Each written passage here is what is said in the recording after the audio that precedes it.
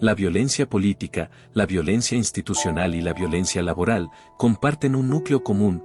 Todas operan desde una asimetría de poder que se normaliza y se reproduce dentro de estructuras formales e informales. Actúan como mecanismos de exclusión que limitan la voz, la participación y los derechos y garantías constitucionales, reforzando desigualdades históricas y produciendo un efecto de silenciamiento.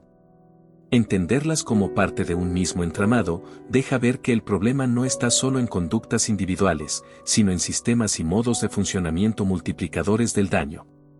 La violencia política es el uso o tolerancia de acciones u omisiones que buscan limitar, anular o menoscabar los derechos político-electorales de una persona o grupo.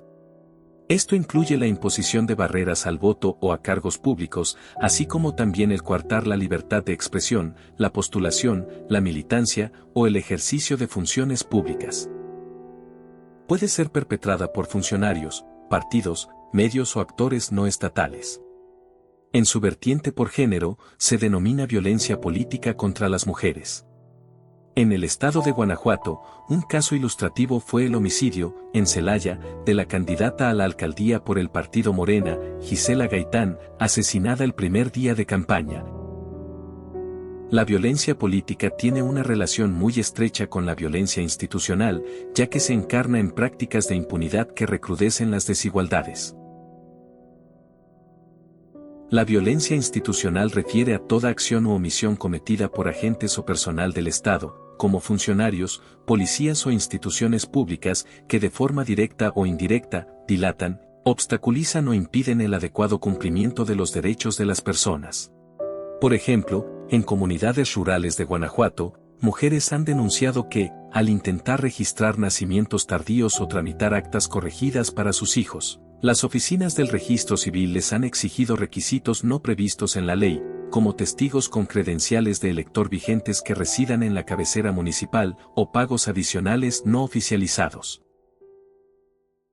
Aunque no haya agresión física o verbal directa, estas prácticas dilatan y encarecen el acceso a un documento básico de identidad, impactando negativamente sobre el derecho a la personalidad jurídica y obstruyendo, en cascada, la admisión a la escuela, a servicios de salud o a programas sociales.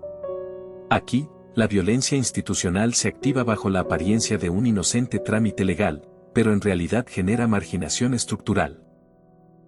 Otro caso de violencia institucional en el Estado se relaciona con los desaparecidos.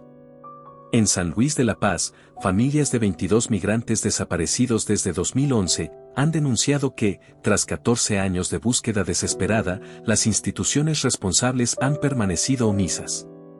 Han sido las propias familias, no la Fiscalía ni la Comisión de Búsqueda, quienes han aprendido a realizar rastrillajes en campo, han solicitado acceso a sus propios expedientes y han llevado la carga de la indagatoria por su cuenta. Esto refleja una falta de atención institucional sistemática, donde el Estado se desentiende y convierte a las víctimas en gestoras de su propia justicia.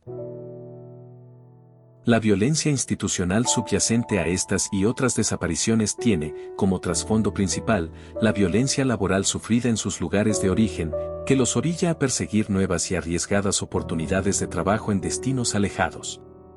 La mayoría de quienes migran, lo hacen tras haber padecido condiciones laborales de explotación y maltrato, sin amparo legal ni institucional.